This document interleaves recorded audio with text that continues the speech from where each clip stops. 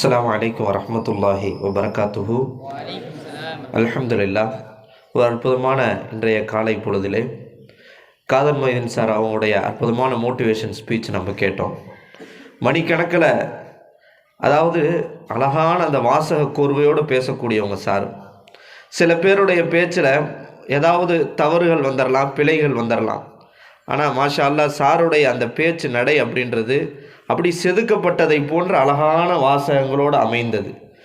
அல்லாஹு தாலா மென்மேலும் அவர்களுக்கு நல்ல ஆரோக்கியத்தையும் நீண்ட ஆயுளையும் அல்லாஹு தாலா கொடுத்து அருள் புரிவானாக. கிட்டத்தட்ட ஒரு இன்றைக்கி சார் இந்த நிலையில் இருக்காங்க. அப்படி ரிட்டையர்டு ஆஃபீஸர், அவங்க எல்ஐசி டிபார்ட்மெண்ட்டில் ஆஃபீஸர். ஆனால் அந்த காலத்திலேயே என்ன செஞ்சுருக்கிறாங்க, சிறப்பான முறையில் பல போராட்டங்களை எக்ஸாம் அணுகி தொடர்ந்து சிறப்பாக ராம்நாட்டில் ஏதோ அந்த எல்ஐசி ஆஃபீஸர் அப்படின்னு மட்டும் இல்லாமல் நிறைய பேரை படிக்க வச்சுருக்கிறாங்க.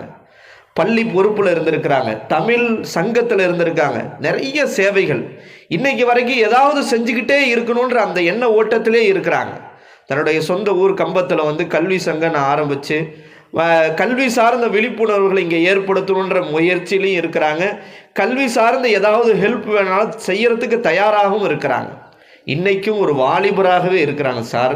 அல்லாஹு தாலா நல்ல இன்னும் மென்மேலும் அவர்களுக்கு நல்ல ஆரோக்கியத்தை, இன்னும் அவங்க மனசில் என்னென்ன நல்ல எண்ணங்கள் இருக்கிறதோ அதெல்லாம் செயல்படுத்தக்கூடிய பாக்கியத்தை அல்லாஹு தாலா கொடுக்கணும் இன்ஷா அல்லாஹ்.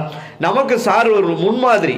நீங்கள் நல்லா கவனிக்கணும், ஒரு குடும்பத்தில் ஒருத்தர் படித்து பட்டதாரியாகி ஒரு நல்ல போஸ்டிங் வந்துட்டா அடுத்தடுத்த ஜென்ரேஷன் சிறப்பாக இருக்கும். சாருக்கு 2 மக, 2 பேருமே கத்தாரில் வெளிநாட்டில் தான் இருக்கிறாங்க. நல்ல சிறப்பாக அல்லாஹ் வச்சுருக்கிறான்.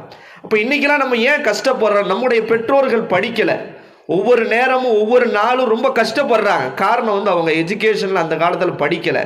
ஆனால் நம்மளும் கஷ்டப்படக்கூடாதுன்றதுக்காகத்தான் நம்ம கல்வி சார்ந்து நம்முடைய பெற்றோர்கள் நம்மளை முன்னெடுத்திருக்கிறாங்க.